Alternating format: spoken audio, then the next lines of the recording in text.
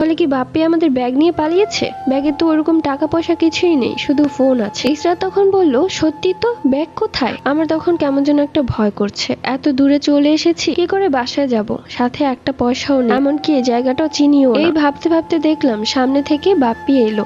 কি ব্যাপার বাপ্পি, কোথায় গিয়েছিলে তুমি? আমরা তো ভয় পেয়ে গিয়েছি। বাপ্পি তখন বলল, আরে আমি একটু ওইদিকে গিয়েছিলাম, একা একা বসে থাকতে ভালো লাগছিল না, তোমরা তো ঘুমাচ্ছিলে। ঠিক আছে, তা আমরা আর কতক্ষণে পৌঁছাবো? বাপ্পি বলল, এই তো চলে এসেছি, আর একটু সময়। আমি তখন বাপ্পিকে বললাম, আচ্ছা আমাদের সাইড ব্যাগটা কি তোমার কাছে? কি বলো এসব? আমার কাছে? আমি তোমাদের সাইড ব্যাগ নিয়ে কি করব? না মানে সাইড ব্যাগ দুজনের একজনেরটাও খুঁজে পাচ্ছি না। আমার সাইড ব্যাগে মোবাইল রাখা ছিল, আর ওরটাতে ওর মোবাইল, এখন ফোন ছাড়া কি করে কি করব? বাপ্পি তখন বলল, তোমাদের সাইড ব্যাগ তুমি কোথায় রেখেছো তুমি জানো? আমি কি করে জানবো? মনে হচ্ছে যে তুমি ঘুমিয়েছিলে, তখন হয়তো বা কেউ চুরি করে নিয়ে গেছে। আমি বললাম, এ কি করে সম্ভব?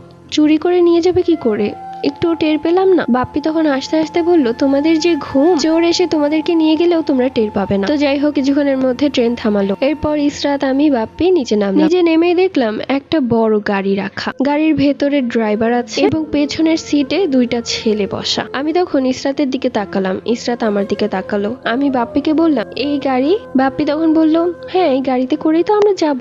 আমি তখন বললাম, মানে তুমি না বলেছিলে যে ট্রেন থেকে নামলেই তোমার বাসা? তখন বাপ্পি বলল, হ্যাঁ ঠিকই বলেছিলাম, কিন্তু আমরা যেহেতু বিয়ে করতে যাচ্ছি তাই একটু কেনাকাটারও তো ব্যাপার আছে, তাই এখন আমরা গাড়িতে করে একটা বড় শপিং মলে যাব, সেখানে কিছু কেনাকাটা করে তারপর কিছু খাওয়া দাওয়া করে তারপর আমরা আমাদের ফ্ল্যাটে যাব। আমি তখন বললাম, তাহলে গাড়ির ভেতরে যে দুটো ছেলেকে দেখছি তারা? হ্যাঁ ওরাও আমাদের সাথেই যাবে, কিন্তু এতগুলো ছেলের সাথে আমরা দুজন কি করে যাব?